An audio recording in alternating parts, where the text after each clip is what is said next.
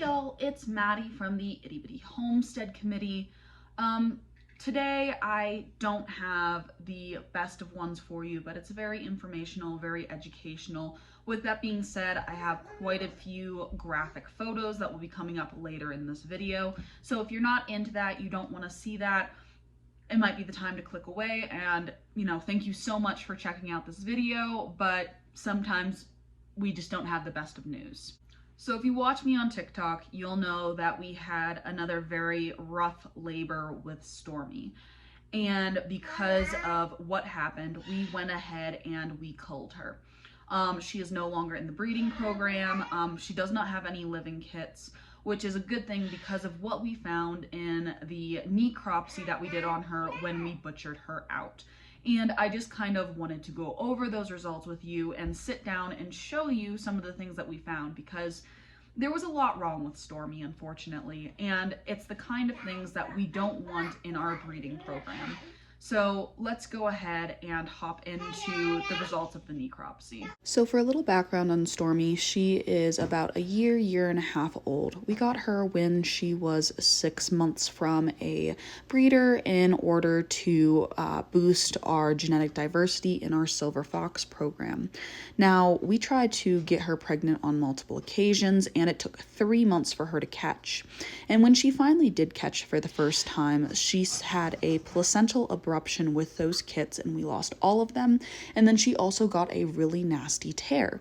So what we did was we gave her about 2 months off and decided we were going to try to rebreed her to see if she had the same thing happen again or if it was just a fluke.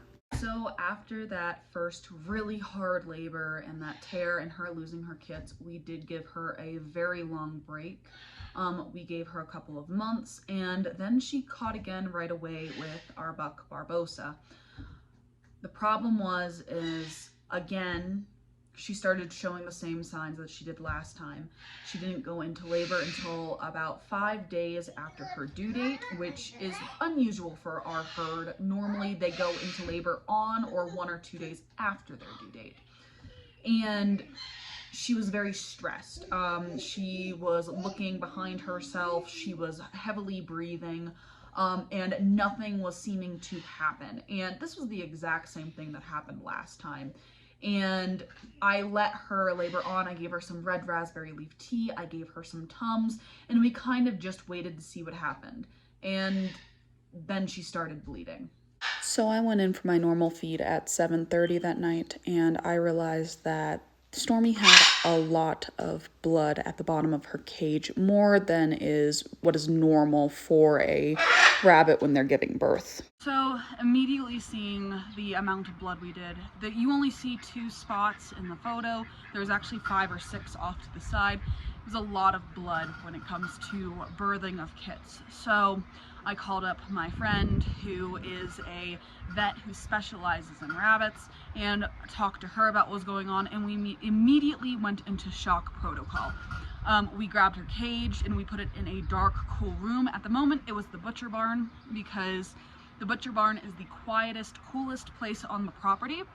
And we don't actually do any butchering in the barn, so it's very clean and it just has our feed and saddles and stuff in it.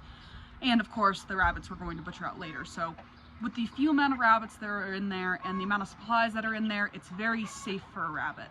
Then we also gave her some sugar water and just kind of waited to see if she passed anything. After not passing anything for about 30 minutes, we grabbed her out of her cage, and my friend instructed me on how to feel for a stuck kit and how to remove it, and there was nothing. The babies were still high in the uterine horn as they were being aborted, and it wasn't fun. Stormie wasn't doing well, and I was basically told to let her sit overnight, but don't be surprised if in the morning she's gone. So we got into the barn in the morning and we found that Stormie had passed 2 kits and she didn't have any more inside of her. but she was not doing too well herself. She had a complete personality change. She was very grumpy. She didn't want to be touched, which is very different from how she normally is, even with in her last pregnancy and hard birth.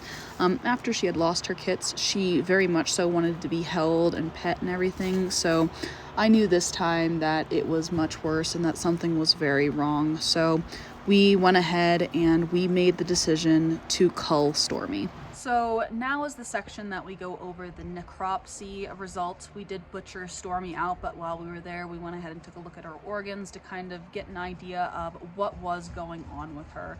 So if you don't want to see necropsy images, you don't want to see any organs or anything, you should probably go ahead and peace out here. First thing I noticed when opening up Stormie is that she had a lot of internal fat, and it wasn't just subcutaneous, it was inside the organs as well. And as a lot of you know, we did have problems getting weight off of Stormie. So this is a very, very obvious sign of a doe that very easily retained weight. And that could be hormonal as well as we get deeper into this necropsy and you kind of see what was going on. And on a surface level, most of her organs were pretty good. Her liver was clean and didn't have any issues. She didn't have any problems with her heart or her stomach or her internal organs. We weren't really worried about stuff like GI stasis or enlarged heart. Even her lungs looked amazing. They were a nice bright bubblegum pink and they looked up to standard. So when looking at her chest cavity, everything was normal there as well. The biggest problem we first saw was when we looked at both the uterus and both uterine horns, we saw that there was a great amount of bleeding in the organs, which is a very telltale sign of placental abruption and miscarriage in rabbits, which we already knew happened because she had lost her kits. But to see the amount of damage that was actually done to the uterus during this birth was kind of horrifying. But what was even worse was when we took a look at Stormie's ovaries. So as you see in this picture, they're kind of white and hard and look like they have little tiny marbles in them, which is not the correct presentation for ovaries when you are looking at a mature rabbit of breeding age. This is what normal ovaries look like, nice and pink. And this is what ovaries look like when they're getting ready to release eggs into the uterus. Stormie had ovarian cancer, and that's kind of where you see those cysts and those lumps and those bumps. She had abnormal growths inside of those ovaries, which would explain why, as a breeding doe, as young as she was, why she would have so much trouble not only catching a pregnancy, but also delivering a pregnancy safely. As far as it looked, the cancer hadn't spread anywhere past the ovaries, but it does not conclude to having healthy born kits. And it could also be the reason why she was also acting the way she was in so much pain. So it was a good thing that we did cull her, because even if we were to give her another chance and try again, the cancer in her system probably would not allow her to have more kits. And even then, you don't want that in your breeding pool, because more than likely it would have been a genetically recessive trait that she would have passed down to her daughters. Something else we did notice was in her kidneys, she has pitting. So she has like little divots in her kidneys, and that is actually a very common side effect of EC. And since she never had any side effects of having that parasite, we kind of assumed that she had it as a kit and that she would have had it before she came here at the rabbitry, because if she would have had it here, she would have had symptoms such as weight loss, ear tilt, that kind of thing. And as you know, Stormie never had any issues besides her problems getting pregnant.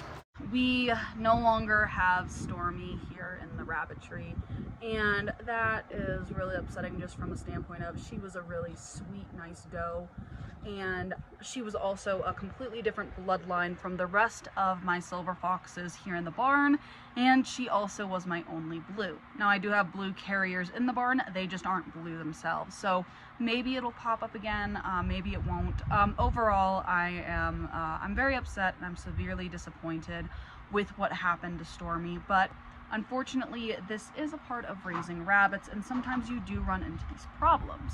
But as I always say, I like to show the good and the bad sides of raising rabbits, and I like to think that there are way more good things that happen here on the homestead compared to the bad things, but these are things that I like to share with you guys because it is something that maybe you'll run into someday. So again, I'm upset, but I hope this was interesting for y'all and that y'all got a little bit of education, if nothing else, from it, or that it was interesting. But I want to say thank y'all so much for getting this far into the video, and I'll see y'all in the next one. Bye.